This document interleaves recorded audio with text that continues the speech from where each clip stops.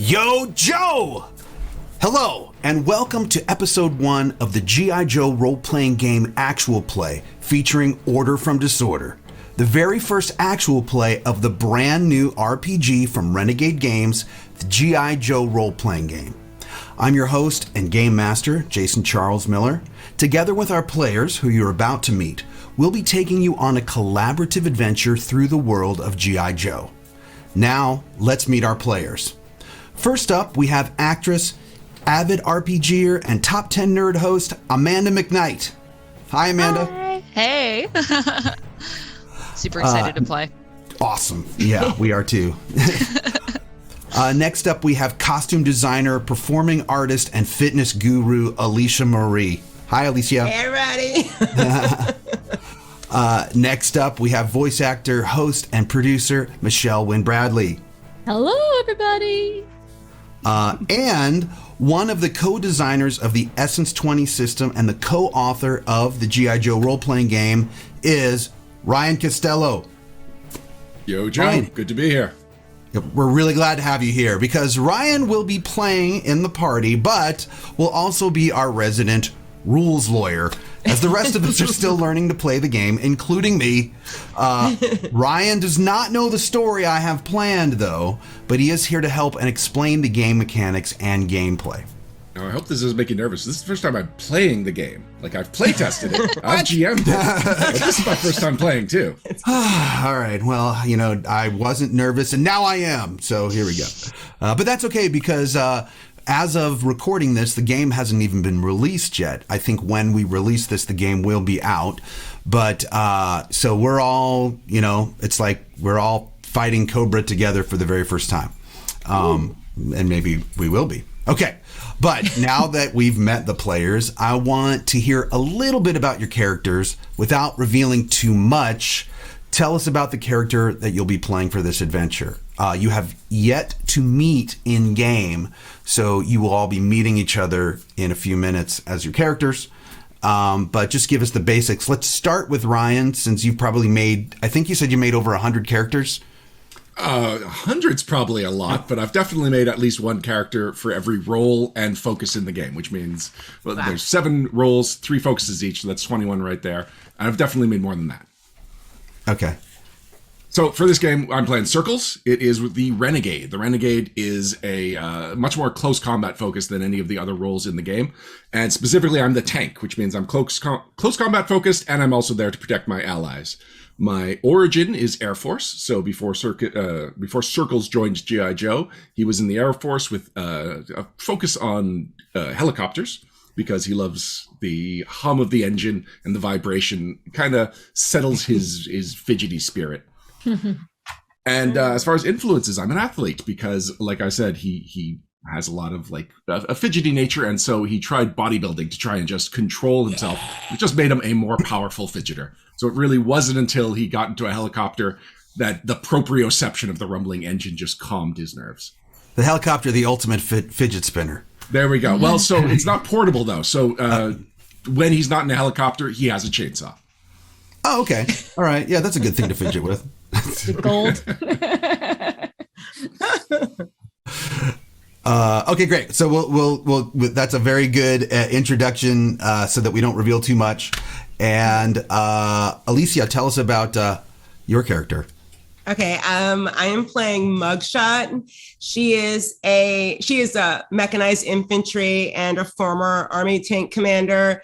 She's a mechanical and electrical engineer. Like basically anything she can figure out how it runs, how to work it. You got it. I mean, do you want me to tell everybody why her name is Mugshot yet, or do we want to wait? We're gonna wait. You're gonna tell as long as you're comfortable. As long as your character is comfortable telling your companions, then you will be telling them in the game. I'm totally fine telling everybody what I'm about in the game. No problem. All right. All you need to know is that I know that I'm way more comfortable behind a 40-ton Abrams M1A1 than anything else. That's all you need to know. Okay. That's great. Michelle, tell us about your character. Hi, I'm playing Vale. That's V, the number 3, the number 1, the number L, because the leet speak was cool back in my day. I basically the hacker of the group. So how I've built the character is my influences are Gearhead. And I also took a second influence in professional. So for Gearhead, that's like my hacking. That's my programming background. For professional, I picked a lawyer. So when I used to be a hacker, I turned into a lawyer. I had a business, and something bad happened, and now I'm in with the GI Joes. So my origin is civilian, so I'm not originally from military background. So I'm a little bit like I don't know what any of it is. I'm confused. Well, and that's one of the things that you can do in this game is your origin can be military or non-military because GI Joe recruits from all. Yes, the best of the best, a loose cannon. So my role is technician. So I can make things, fix things, and also with a science background, I can heal people. Is how this works in this game. And my focus is expert within the technician role, which means I am really good at the one thing I decided to be good at, which is I think I picked hacking and cyber tech. So basically reprogramming. I hope on the field to I have a drone. Its name is Bingo, and it's a very good boy. And so I hope to use that to as my brawn, but also as a way to interface with other technology to try to hack into enemy systems. There may be some opportunities for that. I feel like, if I didn't put that in here, it wouldn't be G.I. Joe. So good choice on that. And Amanda, tell us about your character. Right. So my character's code name is Diamond. She is from sort of outside the US. So even though G.I. Joe is the all-American hero, there are international Joes, as we've seen before. And she is from Canada. She's from Quebec. And what can I say about her? She's a thief. That's her past. So she is a civilian with a little bit of a controversial past, but we'll get into that later. And she loves baking. So that is kind of what she normally would do if she's off hours or if she's down in the pit. She'd probably be working with Roadblock in the pit, baking while he's cooking. And yeah, her background is civilian. She is of the Commando role, and her focus is infiltrators. So she's very sneaky, stealthy. Yeah. Awesome. So we've got Circles and Mugshot with the military background, and Vale and Diamond from a civilian background. It sounds like we have a really good balanced party for this game. So, okay. Now, let's all sit back as we're whisked away to a secret underground highway. About 2 hours ago, you all met one another and your G.I. Joe liaison, Clutch, at a remote location in Utah. Clutch led you below a nondescript shack where a military APC about the size of the basement it was parked in sat waiting for you. Clutch got in the driver's seat, and you strapped into the back. Today changes everything. As of today, you are a member of G.I. Joe. Joining this elite mobile strike force cost you so much, but these sacrifices put you in a position to make the whole world a better place. As you sit in the back of this APC that picked you up, driving along an underground highway beneath a desert in Utah, you try to let the potential of the future outweigh the thoughts on the past left behind. You get the feeling this is going to be a long ride, so you decide to strike up a conversation with the Joe next to you. All right. So, what's the deal with the fidgeting, big guy? I'm sorry about that. Sorry. I know it gets on people's nerves. I've been yelled at in enough movie theaters to know it's bad. I can't help it. I'm sorry. I'm not even nervous. I'm completely comfortable right now, no matter how I might look. So, Again, I apologize. But since we're on the topic of what's up, what is that silver pancake you got with you there? This little thing. It's nothing. It's not. It's actually really great. And it's a flat silver pancake, and I tap the top of it. It turns into a round ball. It expands. And you see little blinking eyes. That's Bingo. It's my drone. It's pretty much the best robot ever built ever.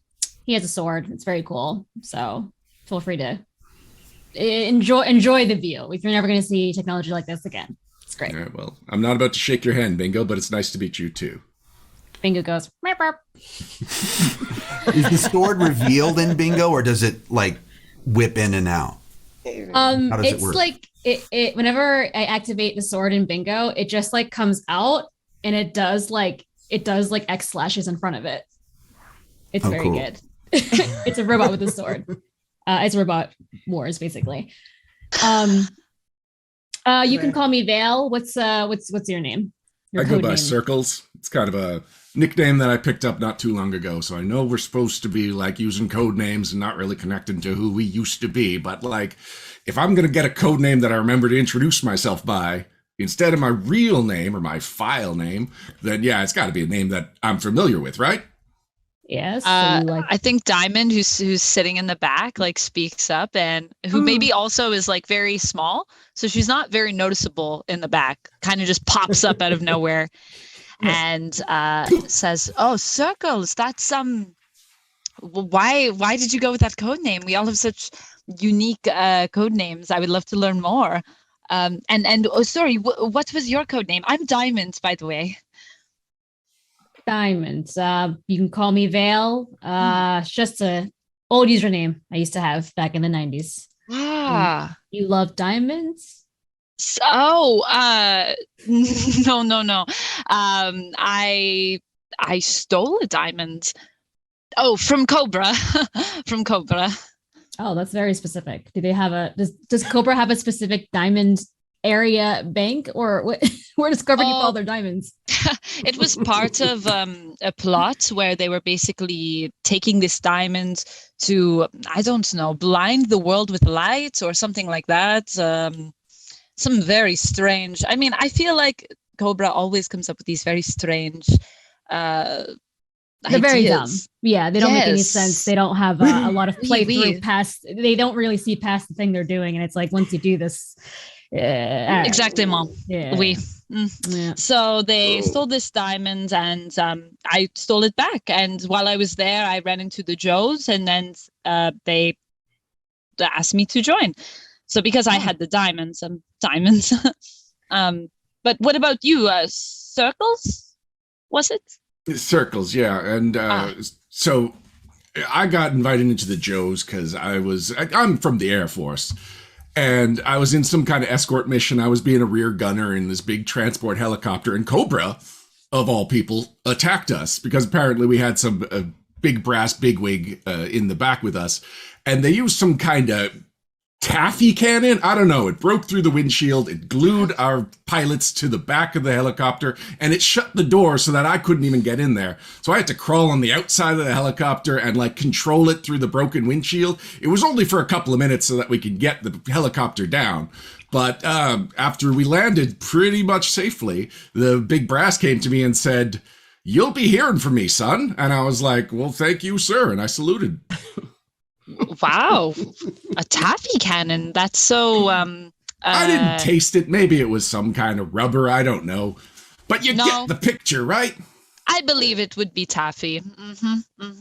You know, they actually have some very good chefs and bakers, surprisingly, that get recruited to Cobra. I had no idea. Well, what about you? Tall, beautiful, and quiet. Actually, Mugshot is leaning up against the wall, like her boots are up, and she's asleep completely. She has like an orange soda in one hand, but she's literally fast asleep with her legs up. Like, so if you're gonna wake her up, you're gonna have to wake her up. Should we wake up Sleeping Beauty or just let her go? I didn't do it. Oh. What? What? Hi. Sure. We're doing intros, I guess, but if you want to go back to sleep, that's also cool. Oh, we're sort of like doing the meet and greet thing right now. Sorry about that. So I usually don't sleep, so if I nap sometimes, just roll with it, I guess. My name is Mugshot. That's my code name. Although I don't mind going with my real name, but I do know they want us to use code names. I don't know why. I'm not scared of nobody. I'm from Queens, New York, 26 years old. You may or may not recognize me from my viral mugshot that got me on the cover of Vogue magazine. Look familiar? Oh. It's really handy that you keep that copy of Vogue magazine with you. It's really handy. Rams like that, you know. Yeah, I didn't recognize you, but I've seen that cover for sure. I love. I'm sure you did. Yeah, it was a lot of men's restrooms. I know it was. Well, just to say, I wasn't very good for the modeling industry. I was much better suited for actually, I'm much more useful to society behind the wheel of a tank than in a thong bikini. No comment. So, I mean, I got in a lot of trouble when I was a kid. I was really rebellious. My parents were really like militaristically strict. My father was like brass in the Marines. So I kind of pushed back a little bit. But the Joes are good for me because the Army was bad for me. The Joes lets me fight the enemy the way that I think I want to fight it. And also, you know, a little redemption for my old man who thinks I'm a mess up anyway. Well, it looks like we're a bunch of loose cannons, huh? Except for me, because I didn't do anything bad to deserve to be here. Oh, who else did something bad here? I'm not the only one. Well, not I like that. Diamond was getting diamonds from Cobras. I guess that's good.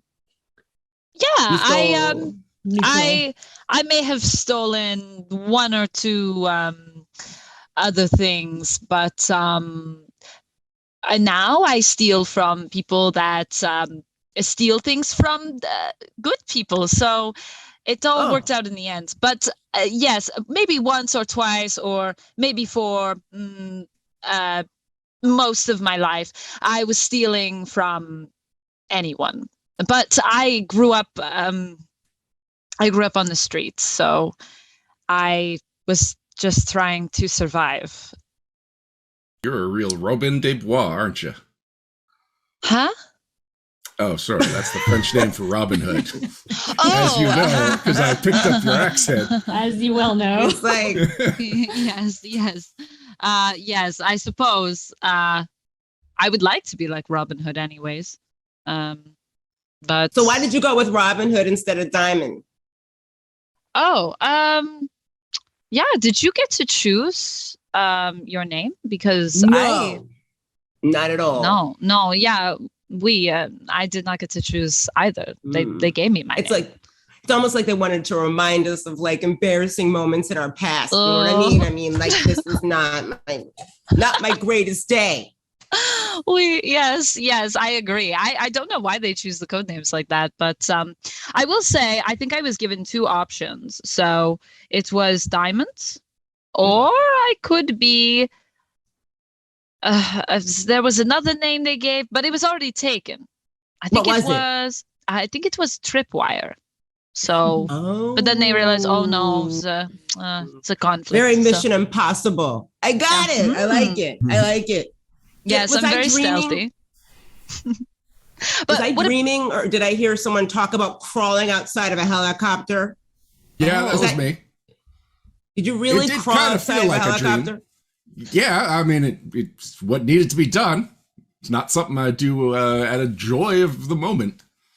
Are you like a paratrooper or something, like with a parachute? You can fall out of buildings and like rappel down the side of skyscrapers and stuff like that, like Spider-Man? Well, mostly in helicopters, and parachutes and helicopters don't get along unless you get the angle just right. So I do spend a lot of time in the air, but I don't spend a lot of time free falling through the air. Okay, so industrial hydraulic pistons whistle, cutting off further chatter as a steel platform elevates the APC.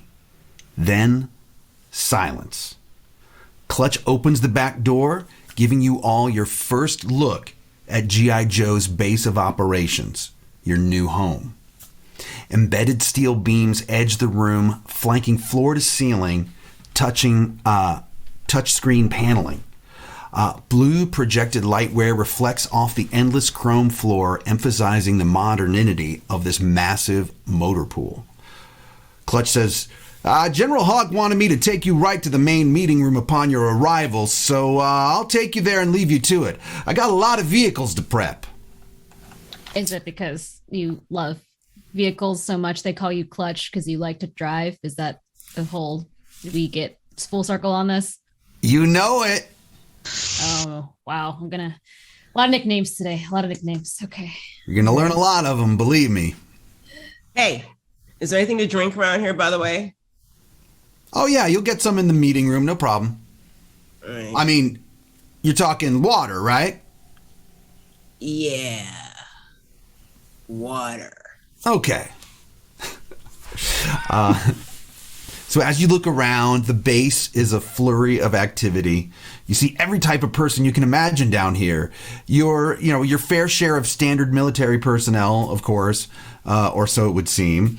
But for every set of issued fatigues, you see a flash of neon pink hair, a guy in a snowsuit for no practical reason, a woman in a red karate uniform, a dude with a giant Marines tattoo emblazoned on his bare chest walking around, the biggest Rottweiler you've ever seen running up and down the halls, cuddling with random people. A guy dressed head to toe in black, adorned with ninja swords, a guy in a wetsuit carrying flippers. Your senses are completely overwhelmed. They all seem like they're prepping for something, though, and you can tell the tensions are high. Clutch leads you to a large room with terrace levels leading down to a podium and several large screens behind it. Sitting at a desk next to the podium is a man in his early 50s, brown hair, light skin, wearing a leather flight jacket over military attire. Sitting next to him is a young woman with long dark hair in green army fatigues and a blue baseball hat with the D.I.S.O.R.D.E.R star on it. Upon your entering, the man gets up, walks over to the podium, motioning for you to have a seat. The woman stays at the desk. So I sit down in the middle. I sit down next to Vale. Okay. I sit down next to Diamond, who sits next to Vale. This seems very important. Let's make sure we know where we're all sitting. Circles. All right, I'll sit one space over so that I'm not, like, my tapping knee isn't bothering anybody. So the gentleman starts to speak. Recruits, welcome to the pit. My name is General Hawk. I'm the commander of Special Counter-Terrorist Group Delta. Codename G.I. Joe. I'm sure that name sounds familiar to some of you. I can tell that a few of you are wondering if you heard me right. Let me assure you, G.I. Joe is not a myth. G.I. Joe is not propaganda. G.I. Joe is real, and G.I. Joe wants you. For any of you who don't know, G.I. Joe is the code name for an international highly trained special missions force. Its purpose? To defend human freedom against Cobra, a ruthless terrorist organization determined to rule the world. I understand that's a lot to take in. Whether you are aware of it or not, there's a war going on right now. One we can't afford to lose. Cobra is the single greatest threat to the world as we know it has ever seen. Cobra and Cobra Commander. Cobra Commander is the enemy leader. He is hatred and evil personified. A man without scruples. Probably the most dangerous man alive. And a complete mystery. People with his influence, access, and station don't usually come from money, political clout, or dynasty. Often all three. And that means they're traceable. But the greatest intelligence agencies in the world pooled resources and shared all the data each had on Cobra Commander. We came up empty. Cobra Commander just stepped out of the shadows one day wearing an executioner's hood, carrying a pistol of unknown origin, leading an army of thousands. At least we have intel on the majority of the men and women who work for him. Most of his grunts are first world citizens who got desperate, or scared, or just needed to feel like they belonged. A lot are criminals who couldn't reintegrate into society, specialists in fields that went bust, athletes who didn't quite make the big leagues, and, unfortunately, our own veterans that didn't feel at home when they got home. Cobra Commander managed to manipulate this dangerous mix of skills, aligning them with his goals. Honestly, I don't blame any of them for accepting the only hand that reached out. Cobra is our responsibility, in more ways than one. The Cobra Corps is a threat, but nothing most modern militaries can't handle. What makes Cobra so dangerous is their high command, a cabal of the awful individuals who were threat level red even before they started working together. But working together? Well, that's why you're here. G.I. Joe isn't a secret rank you get for being the best soldier, or Marine, or sailor, or pilot. Every member of G.I. Joe earned their spot on the team, including you. You may not have known it, but not too long ago you made a choice. Maybe you took initiative at the right time, in the right way, and saved the day. Maybe you stood up for someone else who was being treated unfairly, even if it wasn't a smart move for your career. Maybe you disobeyed an order you felt was wrong and you were right. Or maybe you just are the best. And I don't mean the best America has to offer. Cobra is a global threat.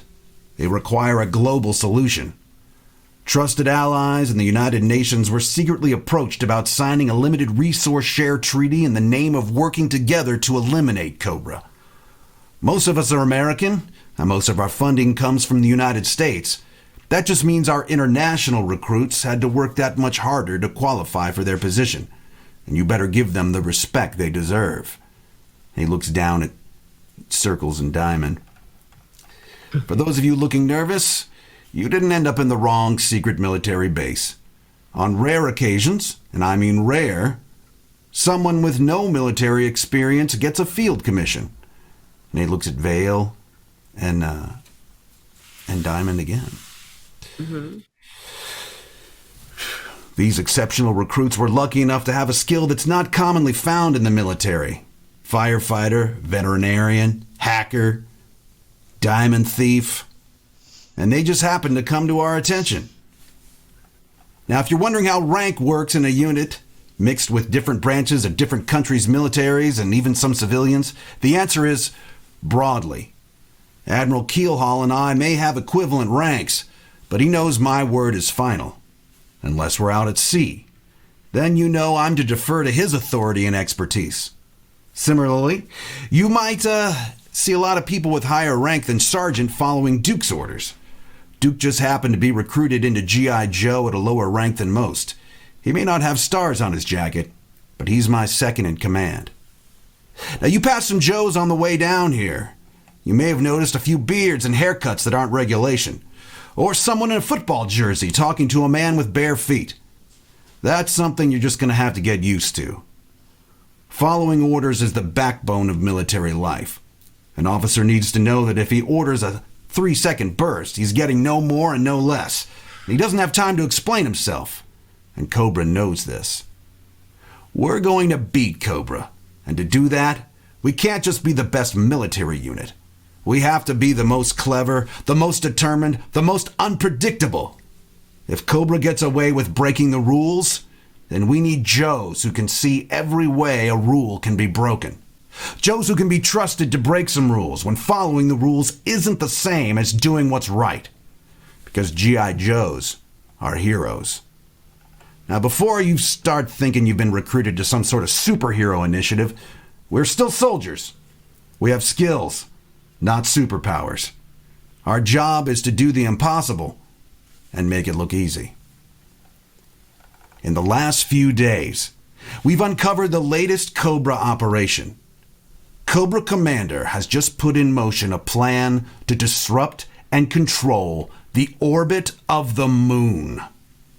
This would cause apocalyptic disasters all over the globe. Every continent's coastline would be hammered by tidal waves and earthquakes. Countless lives would be lost. Food supply lines would be destroyed for those who were left, and a complete breakdown of society as we know it would be all that remained. Cobra Commander doesn't care about any of that. In fact, he wants it to happen, so he can use the chaos to force the remainder of the population to live under the controlling thumb of his tyrannical rule. Every available Joe is needed for this mission, from the most hardened veterans to you, the greenest, newest recruits. Since you're so new, you'll need to take further instructions from Lady J before you're sent out into the field. I'll let her take it from here. Welcome to the team. Yo, Joe. Yo, Joe. Yo, Joe. General Hawk then walks behind the screens, and you hear a door open and close. The woman who you now know clearly as Lady J takes the podium. Greetings, recruits. It's good to have you here. Let me tell you what I know. Cobra plans on launching a series of missiles at the moon that will allow them to alter its course, and if enough are launched successfully, completely manipulate its orbit. Cobra Commander calls these missiles the diabolical inception seekers of reality disruption electrohydraulic radicalization missiles, or D.I.S.O.R.D.E.R for short. Once these missiles reach the moon, they'll actually land nose down and grip the surface. Then they'll fire again. Sorry, could you repeat what it stands for one more time, please? S'il vous plaît. Absolutely. Diabolical inception seekers of reality disruption electrohydraulic radicalization missiles. Diamond, I don't think it's like super important. They're just big missiles that grab the moon. That's all you gotta know. Oh. I can't get inside Cobra Commander's brain. He comes up with these crazy terms all the time. But that's what he's calling them. Lucky for all of us, we can just call them the D.I.S.O.R.D.E.R missiles from now on. I mean, maybe that's just his hobby. He just has a journal of like cool like words he wants to make like into acronyms. Yeah. Hawk said we don't know where he came from. Could he have been in marketing? It's quite possible. He sounds like an edgelord.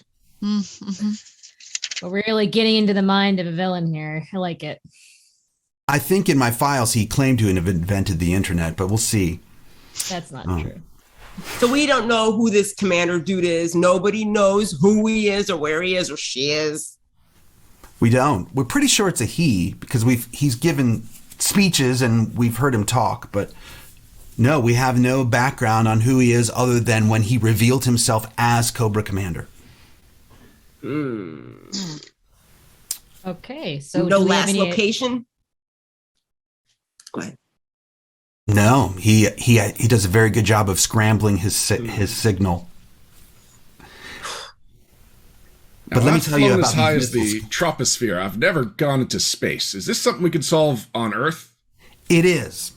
So, once these missiles reach the moon, though, they'll land nose down and grip the surface. Then they'll fire again, disturbing the moon's orbit and causing it to turn in the wrong direction. So the D.I.S.O.R.D.E.R missiles must be stopped, of course. We want you to find different bases on where they're being launched from. And if we can stop enough of them, his plan will fail. But before I send you out on the field, I need you to show me what you can do.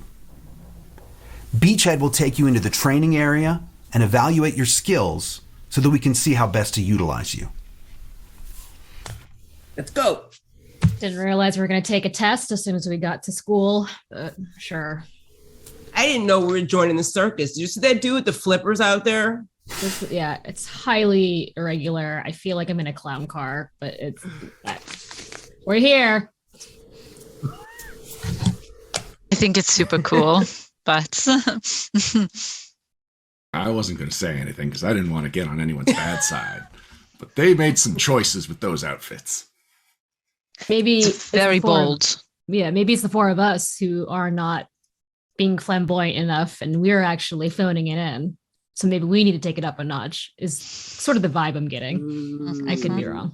What would you do to take it up a notch? You have a drone that's a silver thing that talks. What would you do to take it up a notch? I don't think I would do anything because I don't want to, but I was just saying that maybe everyone else here really likes dressing up and that's good for them. Do you think I should wear more like diamonds or something? Is that I would love to see that. That might work. Yes. Okay. Maybe I should get like grease and put it on my face or something so I look like, like I've been under a tank for 12 hours. Yes, Hey, yes. Beachhead, is there like a costume budget or what's the deal with is everyone kind of chips in on their own? Oh, you're not Good with question. Beachhead yet. You're walking down. You're now walking down the hall with Lady J. Okay, to Beachhead. Okay. To get to Beachhead. Yeah, to Yeah, get yeah, to Would Beachhead. not have put up with that nonsense. Yeah. And once again, you're in the main hangar where everyone's preparing themselves. So, you know, you do see the dog coming your way. Oh, what's his Got a name again? We don't big know. spiked collar. You don't know yet. Hey, come here, boy. Come here. And Mugshot sort of bends down and starts like patting her lap, like for it to come over. Come here. I love dogs. I always have. We have like an understanding. I'm not saying I'm like a dog whisperer or anything, but I do like animals a lot. He comes on over and starts licking your face. Oh, goodness. I'm probably going to break out after this, but it's worth it. Oh, God. And you've got a napkin, anyone? He's cute. Diamond pulls out like a handkerchief from like Thank a little. you. Oh yeah, she has like a little thing of macaroons that it was under, and she's just kind of like, I guess I'm not getting that back. Hey. Definitely not. And so the dog sort of walks beside you as you're walking down the hall, following Lady J. Okay. They're just loose dogs, huh? All right. Yes. Yeah. Yeah. I don't Looks like, like big dogs. Oh, you don't? No, this dog is like almost as tall as I am if it stood up. I wonder if it's some sort of a hybrid. I've never seen I a mean, dog this no. big. Diamond, that dog is not going to fight you. It's just a dog. It's going to just chill, I hope. Mon Dieu, I hope not. I definitely do not want to fight a dog today. Is that going to be the test? No, you won't be fighting a dog. Okay. That was a test. Okay. Good. It's been a pretty wild day. I understand. Make your little drone thing talk to the dog. Maybe like they'll get along since they're both sort of pets. Is a pet This kind of? Bingo is highly advanced technology, and Bingo, just for the record, does not stand for anything. Its name is Bingo. And Oh, he Bingo, doesn't stand for anything. Bingo, his name is Bingo. It doesn't stand for like ballistic, ding dong, whatever. And also, is not a pet. It's my creation Ballistic. and a marvel of technology. How dare you? But ask me to make Bingo a is flavor. a very cute name. Why did you name him Bingo, or it, or she, or they? I don't know. It's a robot, so I don't think it has pronouns. But Okay. I just like playing bingo. Oh, I have a question for you about that thing. How much can you get for that thing on the secondary market? Say if you wanted to resell it, somebody, how much do you think you can get for that? This Sort of is thing. basically like my child. I would never sell it. Yep, totally. Don't even. This I is was not the even most thinking advanced. You'll see on the battlefield. You'll see. This thing's gonna do more damage than all of you put together. What? I'm looking forward to that. It's got a sword built into it somewhere. Yeah, we shall and I see. go- We'll see. Bingo, sword, and then just a sword comes out and goes. The dog What? notices it and kind of backs up a little bit and is a little taken aback by that. Oh no. Bingo, sword down. And just goes right back into its body. Lady J, does this dog have a name? This is Junkyard. Junkyard. He's he's a loyal member and a valued member of G.I. Joe. Are there many dogs in G.I. Joe? Not very many. We had a wolf once named Timber, Oh, and And Timberwolf. what happened to him? Didn't someone have a parrot? I feel like that's on the deck here. parrots. Timber is still around somewhere. I think he likes to run off in the woods here and there, but he was more of Snake Eyes' responsibility. So he was more of a sort of Mascot? a fringe member. Well, not a mascot. I mean, he's fought Cobra directly as well. Wow. Fight by this wolf's side. But Junkyard is a loyal companion to Mutt, our canine dog trainer, who's another valuable member of G.I. Joe, who you may meet. Trainer is Mutt. The trainer is Mutt, and the dog is Junkyard. Gotcha. So Are there any confusing. cats? Do you have a cat trainer? Giraffes, sharks. Let's talk about all the animals, Diamond. Yes. How about all the animals? I don't recall a cat trainer. Dead kittens. So, well, we've now reached the training area. I'm going to leave you to it. I'm sure you'll see Beachhead soon. And she opens a large door, and you're now in the largest room that you've seen yet. The ceilings are at least 50 feet high, and it seems to go in hundreds of feet in all directions. It just looks like a giant area where almost anything could happen. And What kind of training what do would we we have in do the way here? of? Do we have our weapons? You do have your you have your standard issue weapons that you had when you were picked up. Yeah. All right. So out of nowhere, you hear someone screaming behind you. Hut! I want a straight up righteous attention, rookies. Your chin is down, your chest out, your gut in, your face mean, 'cause you are a rough, tough fighting machine. Sir, yes, sir. Sorry. Some habits are hard to break. Not a Yeah, problem. I'm not doing any of that, but I will stand here and listen respectfully. Standing in front of you is, of course, the one and only Beachhead, dressed in his brown fatigue pants and signature green jacket and full green face mask showing only his eyes. His look is unique and unmistakable. Today, I'm going to test out your overall fighting ability. Cobra's been stepping things up a notch. Hell, 10 notches, and you got to be ready. I'm going to run you through a series of fighting scenarios until you fail. And you will fail. No doubt about it. No shame, neither. This test is designed for you to fail. It's like that test from one of those science fiction space shows. You're going to fail. But before you do, we'll observe what you do and how you work together as a team. Y'all in luck, by the way. You'll be the first group to try out our new holographic physical actuator machines. Originally designed by Cobra by one Dr. Lucifer and then confiscated by G.I. Joe. These are holograms that can hit you back. I can't wait to see all of you flat on your backs, twisting in pain. Sir, yes, sir. Cool. We shall see. Y'all got your weapons ready? Yeah. Come on. All right. And actually, so what we're going to do now is we're going to have a combat encounter. So these will be our first rolls of the day. Oh, boy. So Beachhead says, all right, first up, you're going to battle some bats. And I don't mean the kind that flap around in caves. I mean battle android troopers. So appearing in front of you out of nowhere are two battle android troopers. They look like humans, but they are robotic in nature. These are holograms, but they will act just like real battle android troopers. So let's all roll for initiative. Yeah. Okay. Okay. First roll. I love it.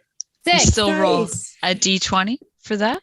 Yep. Yeah, Jason, do you want me to summarize how rolling for initiative works? Here's- for the here's listeners? how we're gonna Or do it. viewers? Yeah, absolutely. Please, Ryan.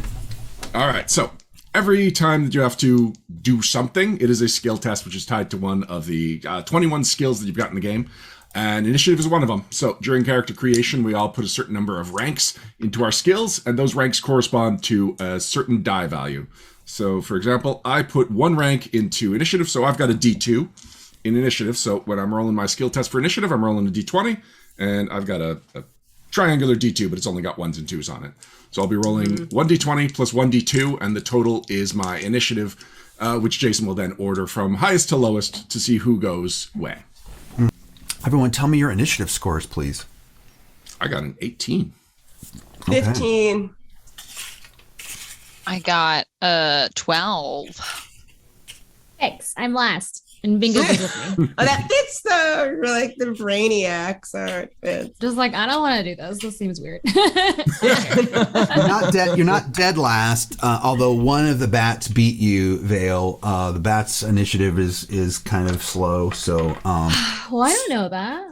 right. But and now would you roll initiative for your drone? How would that work? Because there's a skill for that, which I did not take yet. So right now it goes with me on my orders only. Okay, Yeah. great. Yep. Great. Oh, And by giving it an order, is that a free It's action or is I it can an use it actual action? I can give an order as a move action or a standard Okay. action. Either way. Or Yeah, what because action? it's an attack drone, you could give it an attack action as a move action, but any other action would be a standard action. Okay, great. Correct, yeah. Well, Circles, you rolled the highest, so All right. there's 2 in front of you. Well, so the first thing I want to do is sound my battle cry. So, as G.I. Joes, we all get access to a perk called Battle Cry. In the first round of combat, if your first action is a move action, you may move an additional 10 feet. You have to yell when you do it. Yes, absolutely. Please. So, yeah, At as soon your as those leisure. bats show up and Beachhead tells me you got to beat these bats, I'm just like, yo, Joe! And I go charging straight ahead. okay. All right, so Jason, you said we have our standard issue gear, right? So I wouldn't have a chainsaw, I would have my baton. Right. You wouldn't have your chainsaw just yet. All right. Well, as a renegade, my main fighting style is called fighting with reckless abandon. And so, as a free action, I get to get an upshift 2 to all of my skill tests. So the way upshifts work is that you look at your skill. In my case, I'm going to be attacking physically, which is a might attack, which is normally a D6. So upshift 2 means I get a D10 on my attack. So on my turn, I charge forward, swing a baton, and just crack this bat right in the head. Okay. And I managed to roll a 2 on the D20 and a 1 on the D10. So for a total of 3. That does not do any damage. No, it wouldn't. Crikey. I would Just get warmed venture to up. Just get warmed up, Circles. Yeah, I would get venture warmed to up. say that's an out and out miss. That's just a whiff with a 3. You know, not even a bounce off, just a straight up, you know.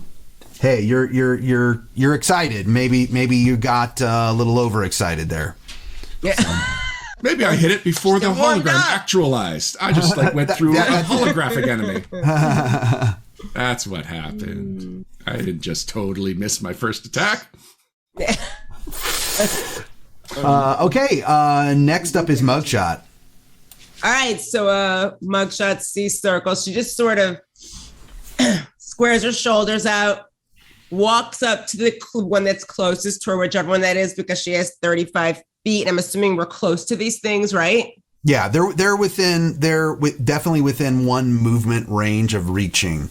So Okay. they probably actualized about 15 feet from you. So that's how Circles just go in and try to. Okay, so as she's walking toward it, she's just looking at it and she's cracking her knuckles.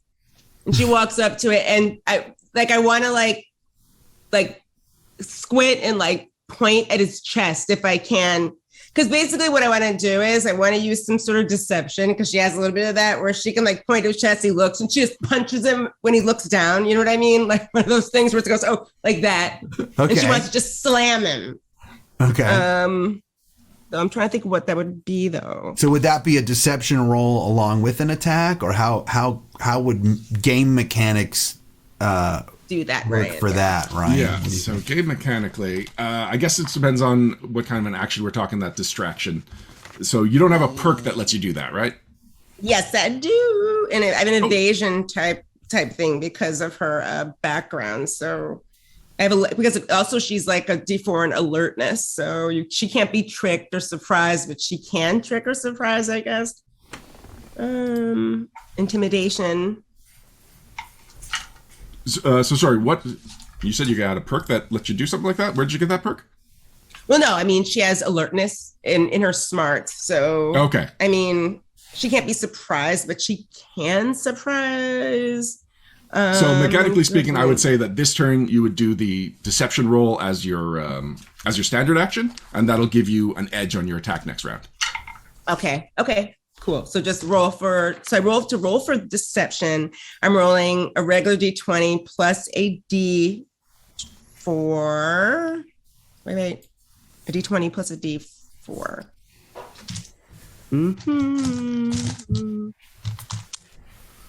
Right. Just so nervous. The first roll of the game is always the most nerve-wracking. 11 plus 2. It's 13, and you would be going against the willpower or the cleverness of the bat. Okay. Which it so has the no defender gets to cleverness. choose which they defend with. Oh yeah, it doesn't have. It has no cleverness. It does have willpower. Yeah. So, what would I do there? Just obviously just roll for the willpower. Yeah. Oh no, you compare the stat because he's got a it's the flat number. stat. Okay. Yeah, exactly. That's Right. the difficulty of the roll. Okay. Yeah. You actually were just under its willpower score. What? With a Okay, so 13. we're both getting warmed up. Just getting warmed up, all right? Yeah. Fine. You know. No problem. Next round, I got you. You hear Beachhead go, "Interesting move, rookie." I got a lot more where that came from. Just trying to see how awake that thing is or whatever it is. Just getting warmed up. Don't worry about it. Diamond, you're up. Okay, so Diamond is going to. I don't know if I want to like try to hide first before I attack. Are there bonuses, Ryan, to like if I do a stealth attack? Like, do I get any bonuses for that? So there's a couple of bonuses. One is because you're Commando, you get to use your sneak attack. So your attack will do I more have my damage. sneak attack. And then the attack itself, yes. Let me just load up the hiding rules. But do I have to be stealth to do my sneak attack, or can I just use like a silent weapon to attack, and that's considered sneak attack? All right, well, let's go to the Commando sneak attack and see what it says. Once per turn, when using a silent weapon to attack a target within 20 feet, and you have an edge on the attack or an ally within 20 feet of the target, you deal additional damage. So you're using a silent weapon? Yes. I'm assuming I have a silent weapon in my... Yeah, most close combat weapons are silent weapons. So if you want to move up and stab it. Sure. And then as far as you need an edge on the attack, which you don't have, but you would have it if you were sneaking. But you do have allies within 20 feet because both Circles and Mugshot have run up to these bats. Right. So would it be more advantageous is what I'm wondering, because I do have my stealth skill to like try to like dive into the shadows before I like go up and try to attack it. Like, should I spend my turn? Yeah. You've already got the sneak attack, but you would get the edge if you did the hide. Right. But that'll take a whole turn for me to like hide, right? Like I gotta hide and then come in. Let me just load up 196. Taking the hide action uses your stealth training. What is hide action? Hide action is a standard action. So you're right. You would be setting up a future attack by hiding. Right. So I could use my stealth to roll to hide and then come in later. I think that's what I'm gonna do because I feel like Diamond, she's willing to wait for it. You know, she's all about the moment of opportunity. All right. So hiding is what we call a contested roll. You'll be rolling your infiltration skill test, and Jason, you'll be rolling the bat's alertness, and the higher roll wins. Okay, so my infiltration, I have a D6 in, so I'm going to roll a D20 and a D6. That's right. Right? All right. Well, you also have specialization in stealth. Roll this. So you can roll your D4 and your D2 as well, and then take the highest skill die and add it to the D20. Right. So my D4 and my D2? Yep. Specialization gives you the whole skill ladder. Okay, so that means I'm going to get, could I just roll, now for this, could you, if you had 2D6s, could I roll 2D6s instead and take the highest?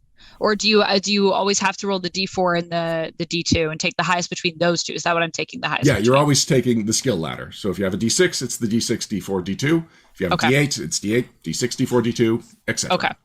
Oh, you just roll all of them. I see. Yeah. I thought I was just leveling up my die. I didn't. Wow. Okay. I'm excited. Okay, here we go. I gotta roll so many dice. I love rolling dice. Let me flip this coin. So if the bat's alertness is a plus D8, I'm just rolling the D20 and the D8, or am I adding the other dice before that too? He's not special, or it's not specialized in alertness, so you're just rolling the D8 plus a D10. Okay. Right. And so it's considered to be specialized if you have a skill in that in that area. Right. So when you're building your character and you get your skill points that you can place into your skills, you either increase the skill rank. So you could have gone from the D6 to the D8, or you choose a specialization, which is some specific category within the broad purpose of that skill. So infiltration covers sneaking around. It covers breaking and entering. It covers lots of things. Those are the two broad ones. Yeah. So by taking a specialization in stealth, anytime you're rolling infiltration and stealth comes into play, such as in this case, then you get the entire dice ladder related to your skill. Wow. So what happens? So like I have 2 skills in infiltration because I have my sleight of hand and I have my stealth. So does that bump me up even more? Or it's just that's it. You just get bumped. That's just now 2 different circumstances that you would get the entire skill ladder. Gotcha. Cool. That's awesome. All right. I rolled. So you let me know when you're ready, Jason. Just double checking because you said I'd roll a D8 and a D10 or a D8 and a D20. D20. If I said D10, that was totally a mistake. Okay. So I'm going to roll for the bat one's alertness. And I get a 24. Wow. What happened? I rolled a 17 and a 7. I just rolled really well. No. You know when Beachhead said we're not going to win this fight? Yeah. Too tough. Okay. Well, I rolled my D20, my D6, my D4, and I flipped a coin. And in total, I believe I have 15, 10, 2, 13. Oh, it's 15. not the total. It's the highest of your skill die plus your D20. Oh. So just the highest. So then I have 12. Okay. Because my highest number was 2 that I rolled on my other dice that weren't my D20. Ouch. Yeah. Brutal. So definitely not hidden. But wait a second. Because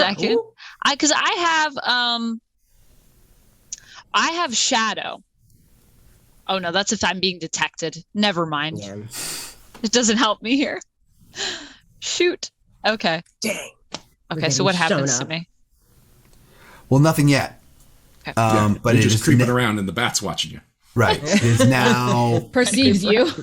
It's now that bat's turn. Oh dear. So that bat, let's see. Bats have a drill hand. They have a flamethrower hand. Oh wait, sorry. One more thing. I do have one thing. Sorry, as a commando, you get so many amazing things. I have all warfare is deception, which means that I get to roll twice.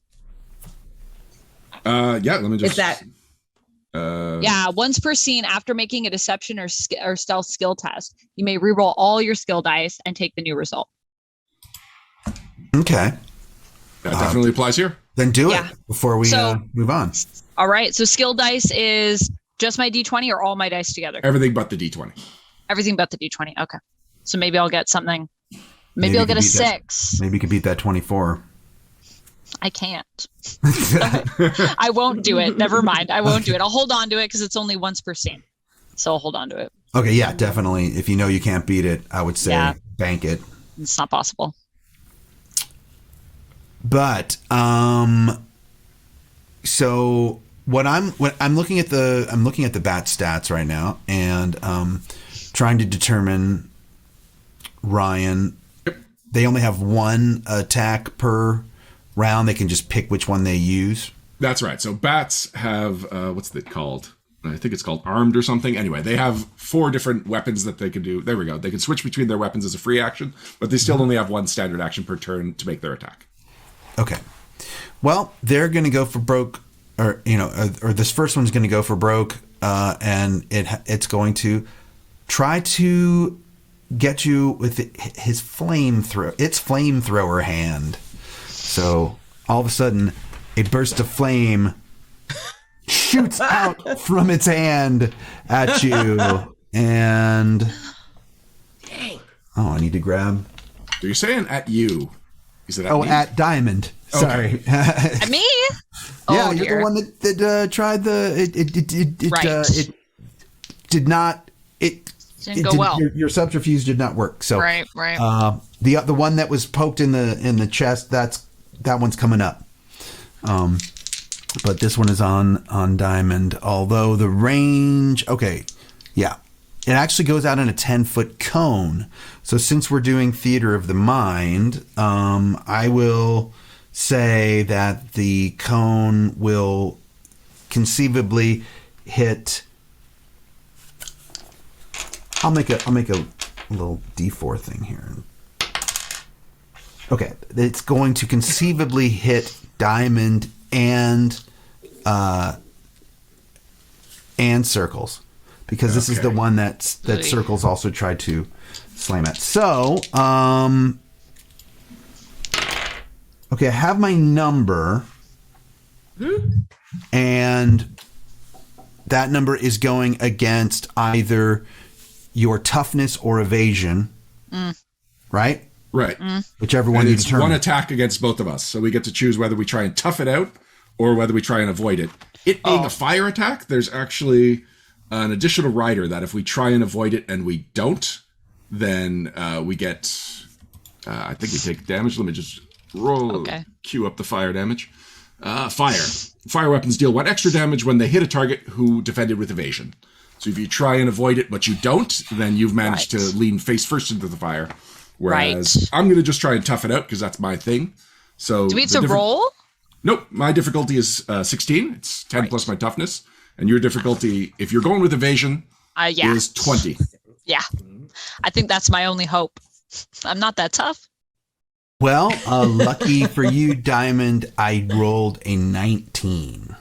But not lucky for Circles. Yeah. Oh, shit. So I just dodge it. Diamond was able to jump out of the way at the very last second, but Circles gets hit with a flame damage. So you take 1 fire element damage.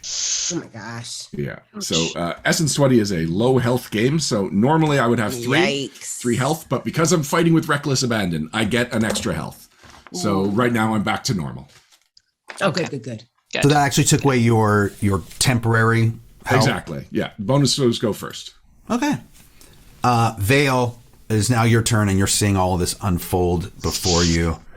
Wow, this sucks real bad. Okay. I don't want to do this. Just to paint the picture, too. So, bat number 1 is on Circles and Diamond. Bat number 2 is on Mugshot. Okay. Bat number 2 looks like the most annoying. I'm going to quickly use my quick study ability. Once we're seen, I can use a free action to learn toughness, evasion, willpower, or cleverness of the target. So I'd like to know the evasion of this bat number 2, please. The evasion is 18. 18, incredible. So I basically pulled down my glasses, and it serves as my HTV pad. And I'm able to scan the robot and get the number. And I just yell out, 18, whatever that means to you. Just trying to evade you. Let's not metagame this too much. All right. That was my free action. For my move, instead of me moving, I'm going to, and correct me if I'm wrong, Ryan, I want to command my drone to attack, but do I need the drone to move first? Do I command it to move and attack? Or I'm not sure how that works. Yeah, you'll need to command it to move and then attack. First, okay. It doesn't have a ranged weapon, right? You want it to attack with the sword? The reach is ×2, but yeah, it probably has a move. So yeah, you would command it as a standard action to move, and then as a move action, you would command it to attack. Incredible. Okay, I do that thing. So, bingo.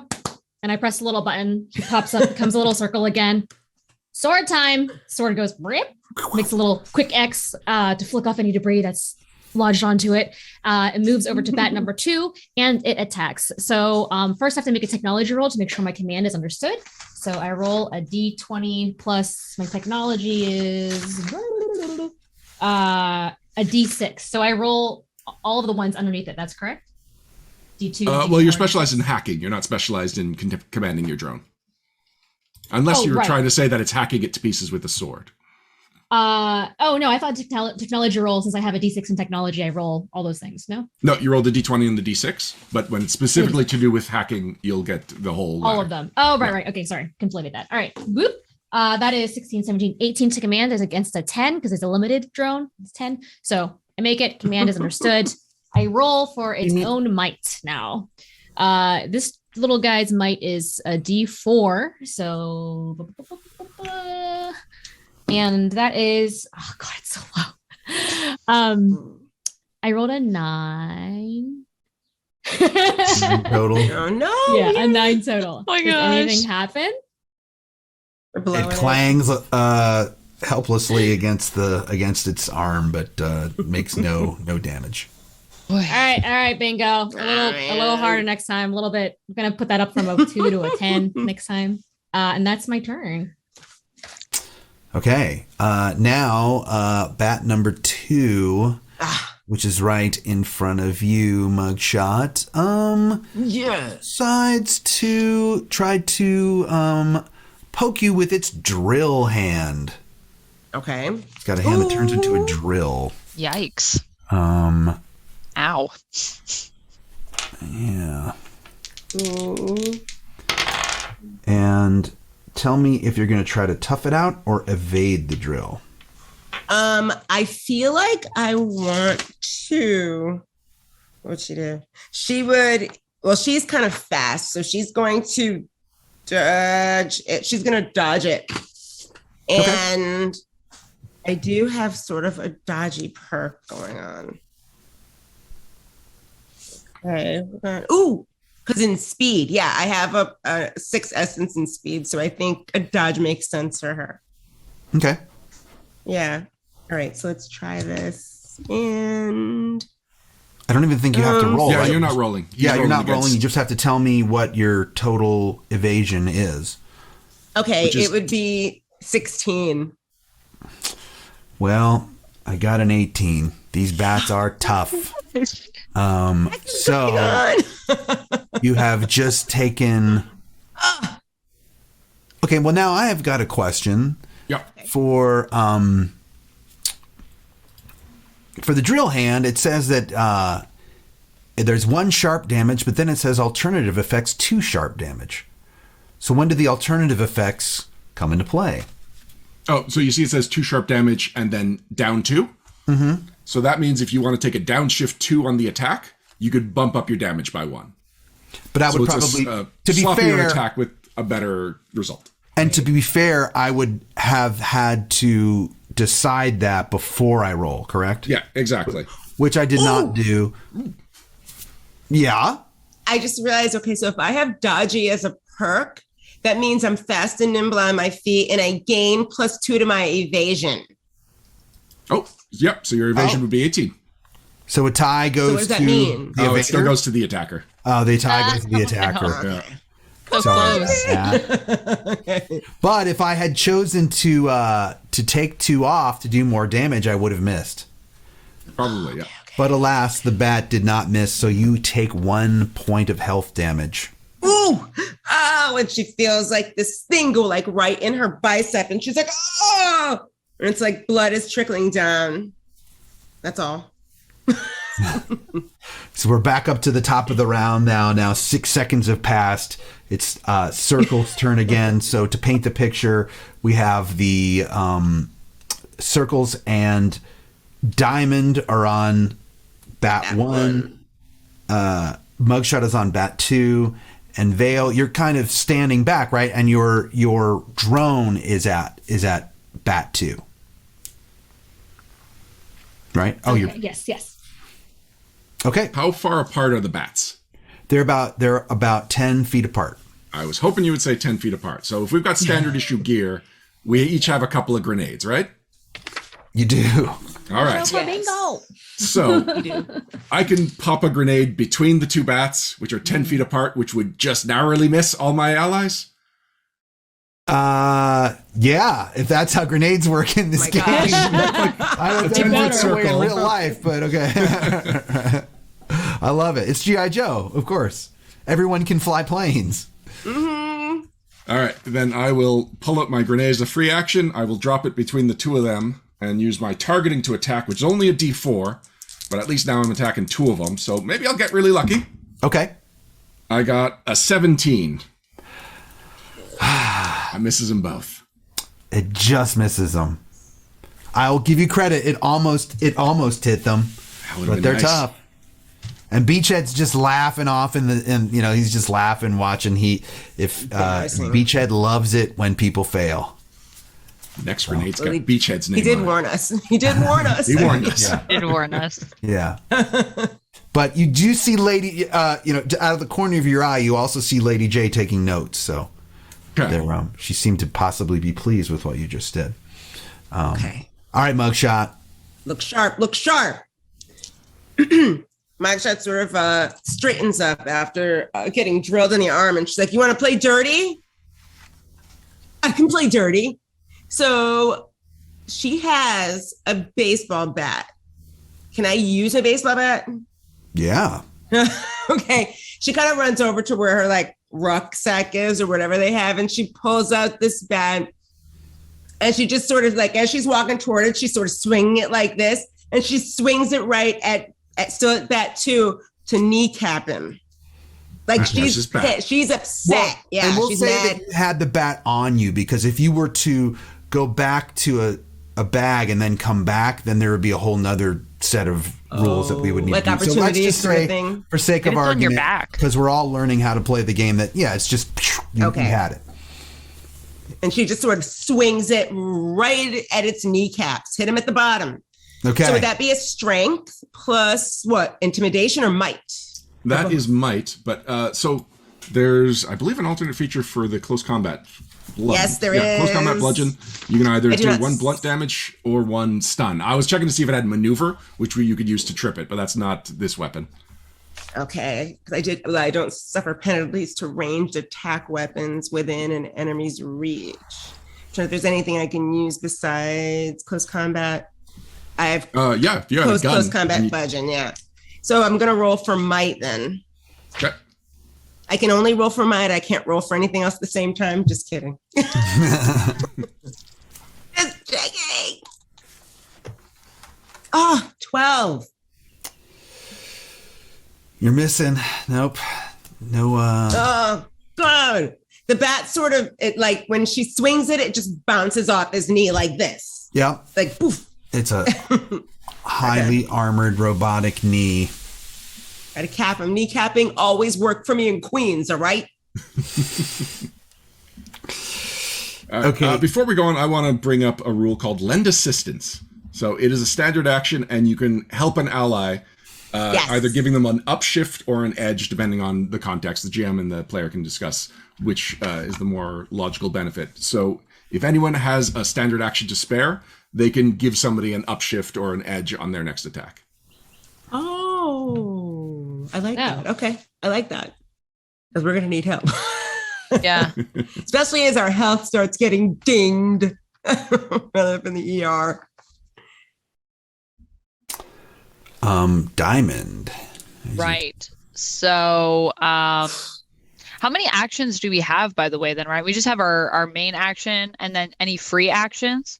So you get it depends on your speed. You get a standard action, a move action, and a number of free actions equal to your speed minus 2. So as long as you have 2 speed, you get a standard action and a move action.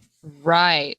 So, is there a chart in the book here for speed? There's an equation in the book. So you've got a speed of 8, which means that you've got your standard, your move, and 6 free actions. Oh, which I guess I should bring up aiming.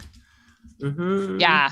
So if you are making a ranged attack, you can use a free action to give yourself an upshift by aiming at the target.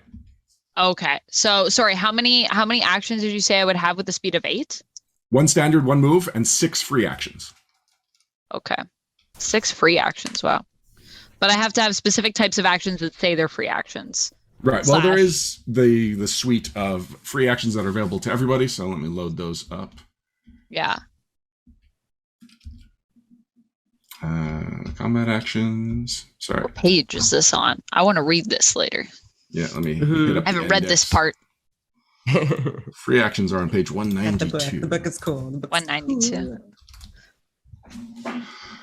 Oh, there we go. The examples of free actions are opening or closing a door, using a simple item, aiming, which is described below, and I just explained to you about pushing yourself. Yeah. So you can spend a free action to gain an additional 5 feet to your movement. Oh, okay. Safely putting away an item, inputting a passcode. Just going down the list. It seems like the main ones you'd be looking at right now are aiming or pushing yourself to gain an additional 5 feet. Right. So, okay. Got it. So I feel like I am going to, because I also have an ability that allows me to use, if I don't move that much, I can defend as a free action. which means that I'm basically in a stance where I'm ready for like an attack going into the opponent's move. Where'd you get that ability? Turn. That's dodgy. That's part of dodgy, which is my general perk that I chose. Oh, right, because you're a civilian. Yeah, Civilians get general perks. we do. Oh. Yeah, we're pretty I cool. picked Civilians. photographic memory. They're fast Nice. and nimble. All right. So, okay. So I think I'm going to try to go stealth again, though. I'm going to try it again. Okay. Didn't go well Stay in the last time. shadows. Stay in the shadows. You got to pick yourself back up. So Diamond is going to try to hide in the shadows again. It went so well last time. Let's see how it goes. She said, I don't blame her. I don't blame her. We're failing right now. I don't blame her. You've got to be kidding me. Oh, no. No. What happened? It's not good. It's not good, guys. He sees So you. my D20s today, I don't know what happened. They've all been cursed by something. Cobra. And Cobra. I need to Cobra. The disorder. So I got The moon is toast. so I only get to choose between the 3 extra dice that aren't my D20. I choose one of them to use. Yes. That is the best. Yes. Why am I rolling so low today? So I got 10 total, which is I feel like not going to be good enough. No. Not against these Dang it. Against the bats. programmed. Okay, but so that was obviously my standard action to try to stealth. So I'm gonna not move in the and to hope that I can use my free action here to defend. Yeah, and I've queued up defend here. Taking the defend Yes. action allows you to increase your defenses against incoming attacks you're aware of. Right. After announcing a Okay. defend action, all attacks against you from adversaries and effects that you can see suffer a snag on their attack. So that is pretty huge. That's pretty rolling useful. 2d20, taking the lower of the two. I'm gonna defend. Wow. Now, You're running scared. Oh, look at you. She's Damn. running I'm like smart. standing scared. I'm like trying to sneak and then being like, I guess I'll just stand here. Yeah. Keep Now, my eyes open. for example, if now this is the bat that used the flamethrower. Right. So if the bat were to use the flamethrower again, it only gets a snag against Diamond, but not Circles, or does it get a snag overall? Let me zoom in here on the area of effect rules because it does cover this. So when using an area of effect, you roll your attack as normal using a single test result against the defenses of all targets fully or partially in the target area. As you are attacking an area, any benefits or perks for attacking a single creature do not apply. Oh, so if they attack you personally, it applies, but they're not attacking you personally. They're attacking the area that you'd be standing in. So in that case, they would overcome it. All right. Well, then I guess I got to move. I guess I shouldn't defend, and I should just try to move somewhere that's away from here because I'm squishy. I don't want to try to dodge this fire and then get burned. That sounds terrible. Let's not do that. So I guess I'll move away. And I have a movement speed of 30 feet. So how far away roughly would we say we are from this bat? 10 Like, feet? were we saying 10 feet? 10 feet? Well, the bats are 10 feet apart from each other, but you're right on them. The only one that's to them. not in melee range is Vale, but Okay. her robot is. Okay. So could I move away to a point where I would still have, I mean, I guess I'd like to be 20 feet away because I think that's kind of where I top out for being able to, like, if I want to throw something or something like that. But I believe if you were to move out of close combat, will the bat get a... That's a good point. No, we don't have any kind of attacks of yeah, that's opportunity. right. No opportunity you attacks in this No. game. Yeah, So exactly. bye. There's I'm a gonna contingency action, so you can deliberately say I'm spending my action to make sure somebody doesn't leave my space. But you can come and go without being attacked. I would say that the bats are not smart enough to have declared that. So, Yeah. Well, then they've used all their actions attacking us. right. Yeah. Yeah. So, okay. So I'm going to back up then. I'm just going to like stealthily, like Diamond's going to stealthily kind of just step away. Okay. Eyes wide. She's like, maybe this fight's too much. Well, because you did that, then the bat that is on circles is, now that knows that it's one-on-one, is going to try to drill circles as well. So, and it's gonna try to really get circles in it. So it's going to go for an extra juicy hit by taking 2 off of its roll to try to get 2 damage. Right. So would I just take 2 off the roll, or would I reduce the D10 to a D8? Reduce the D10 to a D6 because you're going down 2 dice. Going down steps. 2. That's right. Okay. Here we go. Well, it got an 11. Oh, that doesn't beat my toughness. So you're safe. Thank goodness. Whoa. I was not looking forward to an Starting to extra figure it out. juicy drilling. Yeah. Holographic drilling. Yeah. Yeah. That makes it okay. It's holographic damage, but it feels real. It sure feels real. Yeah, it does. Dale, you're up. Okay, incredible. I see that we're not doing great. I try again. I also pull out a gun. Ah, come on, everybody. First, I'm going to command Bingo to attack bat number 2. So my technology roll for command is well over 10. Fine there. The sword reaches out, and that is a, what's my mic again? D4, D4, D4, D4. Come here. That is a 18 to hit. Does that hit? Or it meets it? An 18. Well, let me ask you this. Yes. Ryan, would they need to declare whether they were doing evasion or toughness ahead of time, or do they pick once we know what the score is? You pick when the attack is made, but the default assumption is your highest of the 2, unless there's another rule that prevents you from using one of the 2. Right. Okay. So then you just miss because its toughness is. I hate this. Okay. I say, gosh darn it, Bingo. You're not winning any brownie points with me today. I Bingo. shoot my gun. So that is targeting. Actually, no. I'm going to use my free action to aim. Aim. And then Okay. I'm going to do targeting. So now I can do a D8 instead of a D6. Okay. Please be good. Please be good. It's a 21. You hit. Oh, I Nice. did something today. So I used a pistol. What does it mean? So I have it's 1 sharp damage, ballistic. If that means anything. Okay.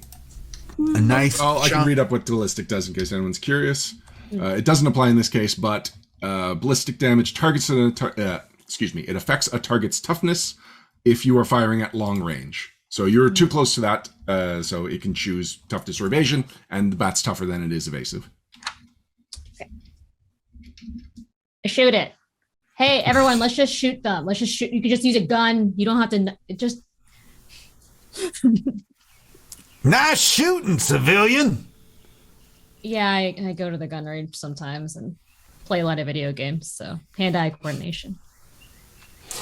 The bat that you just shot notices you, but still has Mugshot right in front of it, and also decides to do the drill hand again and go for the extra attack. So I would roll a D6 instead of a D10. On me, on Mugshot. Me? On Mugshot. It's that one's turn. So,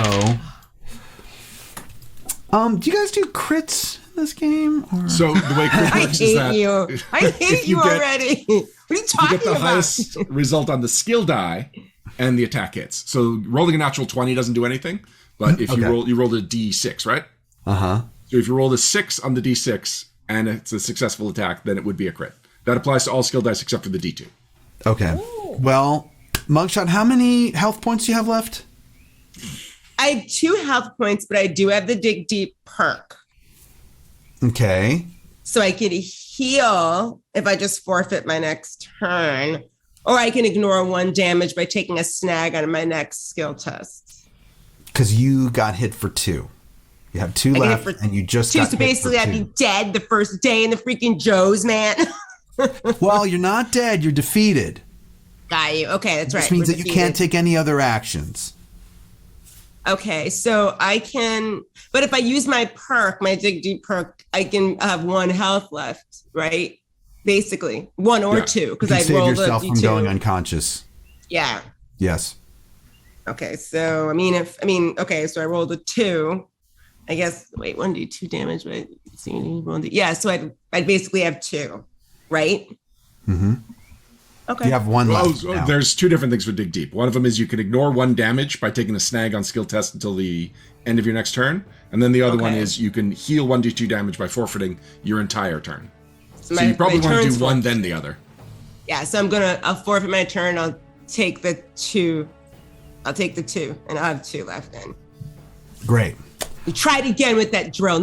So we've now reached the top of initiative order once again, but we're out of time for this episode. So as we're learning combat, we will continue with this in the very next episode.